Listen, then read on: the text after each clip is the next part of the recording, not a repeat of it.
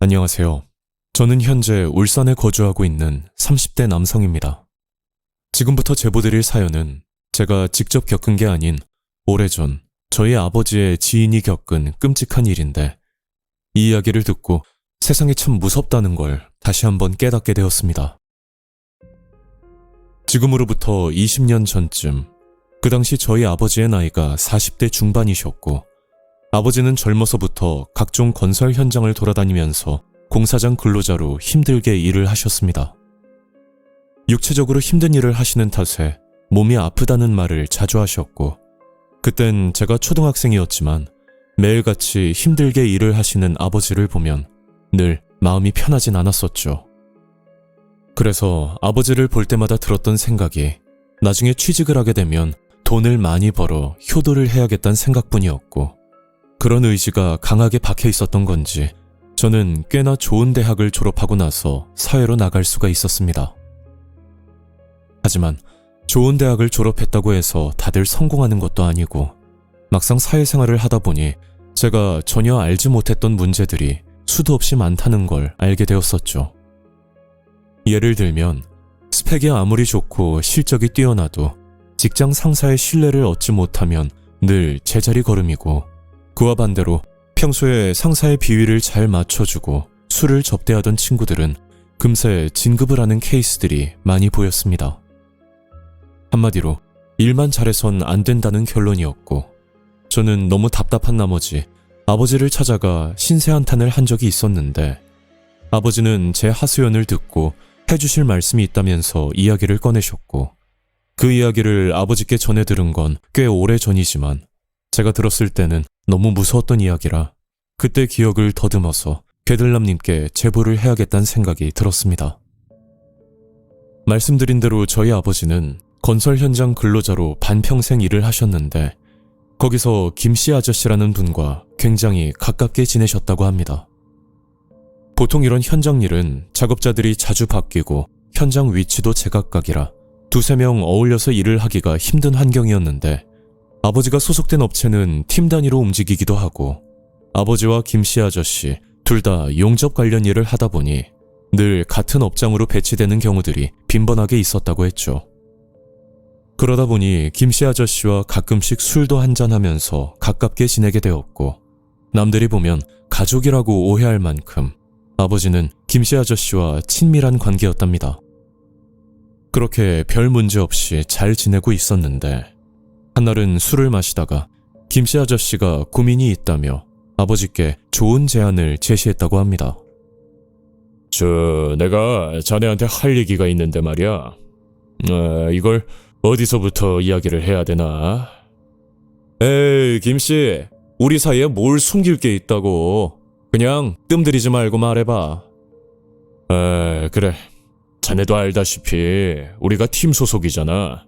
우리가 아무리 열심히 해도 평생 밑에서 일만 해야 되고, 정작 돈 버는 건 팀장, 조임금뿐이야. 그래서 말인데, 내가 좀 더 좋은 조건으로 일을 할 수 있는 곳을 알아봤거든? 거긴 여기보다 단가도 높고 우리가 잘만 하면 팀도 하나 만들 수가 있대. 그러니까 이번 기회에 그쪽으로 옮기자. 아버지는 그 말을 듣고 어떻게 해야 되나 고민에 빠지셨다고 하는데, 만약 다른 곳으로 옮기게 되면 그동안 믿고 같이 일했던 팀장님을 배신하는 것 같기도 하고, 그렇다고 여기에 남기에는 앞으로의 비전이 없을 것 같다는 생각에 쉽게 결정을 내리기가 힘들었다고 합니다.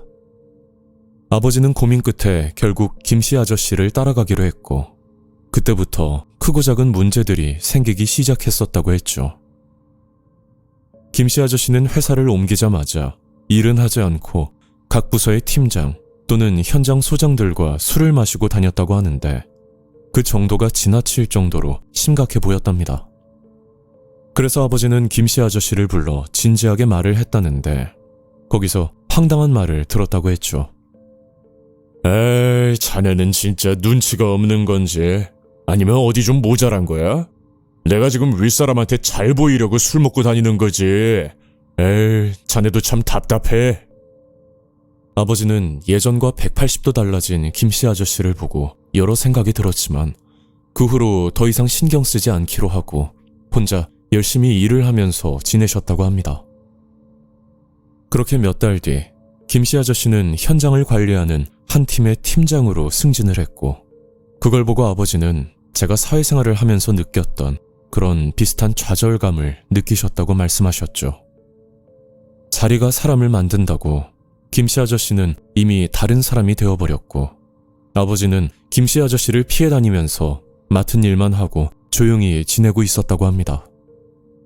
그러다 한날은 김씨 아저씨가 아버지를 불러 오랜만에 술을 한잔하자고 했고, 아버지는 썩 내키진 않았지만 현실은 직장 내 상사 관계였기 때문에 거절하기엔 눈치가 보여 그날 술을 마시게 되었답니다. 아이고, 자네랑 이렇게 둘이서 한잔하는 것도 얼마만인지 모르겠어. 내가 자네를 좀 더 챙겼어야 하는데 나도 워낙 바빠서 말이야. 이해해 줄 수 있지? 그래. 이해하지. 그래, 우리도 여태 고생만 했잖아. 그래서 내가 자네한테 기회를 좀 줄까 하거든.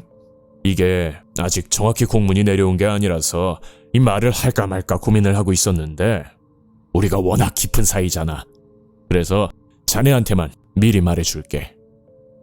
이번에 내가 이라크 현장으로 한번 가볼까 하거든.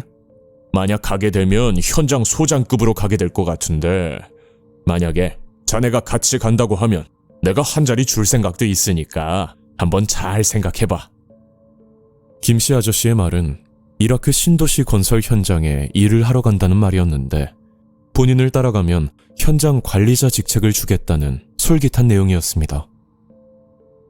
아버지는 그 말을 듣고 고민에 빠지셨고, 그 당시 가족들에게도 말하지 않고 혼자 며칠 동안 생각을 한 결과 아버지는 그냥 한국에 남아 일을 하기로 생각을 정리하셨다고 합니다. 그리고 얼마 뒤 김씨 아저씨의 말대로 이라크 건설 현장 공문이 내려왔고, 김씨 아저씨가 관리하는 팀 인원 중 아버지를 제외한 나머지 근로자들은 모두 이라크 현장으로 지원을 했었답니다.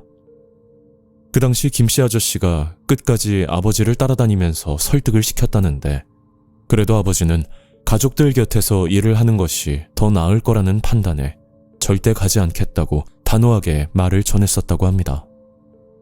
남자라면 한 번쯤 더 높은 곳으로 올라가고 싶은 그런 야망들이 있기 마련인데, 아버지는 좋은 제안을 포기하고 한국에서 묵묵히 일을 하기로 마음을 먹으셨다고 했죠. 그렇게 김씨 아저씨는 이라크로 떠나셨고, 1년간은 가끔씩 안부 전화도 걸려오면서 잘 지내는 듯 싶었지만, 한날은 김씨 아저씨가 아버지께 이런 부탁을 하셨다고 합니다. 자네, 내가 지금 너무 급해서 그런데 혹시 돈 좀 있어? 갑자기 돈은 왜? 지금 자세하게 말하긴 좀 그래. 한 2천만 원만 좀 빌려줘. 내가 다음 달에 바로 갚을게. 결국 아버지는 돈을 빌려주지 않았고, 그 뒤로 김씨 아저씨에게 2번 다시 연락은 오지 않았다고 합니다. 무소식이 희소식이라고 김씨 아저씨는 잘 지내고 있을 거라 그렇게 생각했고, 아버지도 한국에서 용접 일을 꾸준하게 하면서 어느 정도 자리를 잡고 열심히 일을 하고 있었는데, 어느 날 김씨 아저씨와 함께 이라크로 떠났었던 한 팀원을 현장에서 우연히 마주치게 되었답니다. 자네가 왜 여기 있어? 그때 김씨랑 이라크로 넘어갔었잖아. 그게 좀 사정이 있어서요. 저는 한국 온 지 좀 됐거든요. 그때 김 팀장님 따라갔다가 일도 거의 못하고, 또 팀장님은 도박에 빠져가지고 완전 폐인같이 지내셨어요. 아버지가 듣게 됐던 이라크 현장의 실체는 이러했었는데, 김씨 아저씨가 팀원들을 데리고 이라크로 갔을 때 갖가지 사유로 인해 어려움이 많이 있었다고 합니다. 그건 이라크 현장에서 근무하려면 오픽이라는 어학 능력과 관련된 자격이 필요했었는데, 말 그대로 현장에서 일을 할 수 있을 정도의 언어를 인정받아야 근무를 할 수 있다는 조건이었습니다. 그런데 김씨 아저씨를 따라간 팀원들은 전혀 그런 사실들을 알지 못하고 따라갔었고, 몇 명의 인원들은 단순 반복 일을 하면서 현장에 남을 수는 있었지만, 그 외 인원들은 결국 포기하고 다시 한국으로 올 수밖에 없었다는 이야기였죠. 그 와중에 김씨 아저씨는 어떻게든 일을 할 수 있게끔 영업을 해야겠고, 본인이 가장 잘하는 건 관계자들과 같이 술을 마시면서 기회를 얻어내는 방법뿐이라 한국에서 하던 것처럼 매일 술만 마시고 그렇게 지냈었다고 합니다. 그런데 시간이 지날수록 일에 진전은 없고 심지어 팀원들에게 돈을 빌리기 시작했었다는데 처음에는 팀원들도 김씨 아저씨를 믿고 도와줬지만 날이 갈수록 불신만 커지고 지치기 시작했었답니다. 결국 하나둘 김씨 아저씨를 떠나게 되었고 이건 나중에 들었던 이야기라고 하는데 김씨 아저씨의 곁에 끝까지 남아있던 팀원들은 도박 빚으로 인해 어디론가 끌려갔다는 끔찍한 이야기를 들었다고 합니다. 아버지가 생각하시기에는 아마도 돈을 빌려달라는 전화가 끌려가기 전 마지막 부탁을 한 것으로 추측이 된다고 말씀하셨는데 그 일이 있고 김씨 아저씨의 소식은 아직까지 들을 수 없었다는 무서운 이야기였죠. 그리고 김씨 아저씨에게 술을 접대받으며 뒷돈을 받았던 관계자들도 정작 김씨 아저씨가 어려울 땐 아무도 도와주지 않았고 쉽게 올라간 자리인 만큼 떨어지는 건 한순간이라는 말을 아버지는 재차 반복하셨습니다. 아버지의 이야기를 듣고 나니 부당한 편법이 아닌 제대로 인정을 받아 돈을 버는 게 맞다는 생각이 들었고 한때는 쉽게 인생을 살아가는 사람들이 부럽기만 했었는데 결국 세상은 호락호락하지 않다는 걸 새삼 느꼈던 이야기였죠. 이 이야기를 아버지께 들었을 때가 20대 사회 초년생이었는데 30대가 된 지금은 나름 직장에서 인정을 받으면서 열심히 잘 살아가고 있습니다. 아버지와 가족처럼 지냈던 김씨 아저씨는 지금 살아계시는지도 의문이고 만약 그 당시 아버지가 김씨 아저씨를 따라 이라크로 갔었다면 아버지에게 더 참담한 결과가 있었을 거라 예상이 되는데 지금 생각해보면 거길 따라가지 않은 게 천만다행이라는 생각이 듭니다. 요즘 캄보디아 취업 사기로 말들이 많은데 저희 아버지에게 들었던 이와 유사한 취업 사기들은 캄보디아 말고도 다른 해외에서도 일어나고 있으니 저와 비슷한 또래의 시청자분들께선 정말 조심하셨으면 합니다. 오늘 이야기는 여기까지입니다. 구독과 좋아요 잊지 않으셨죠? 다음 영상으로 또 뵐게요. 감사합니다.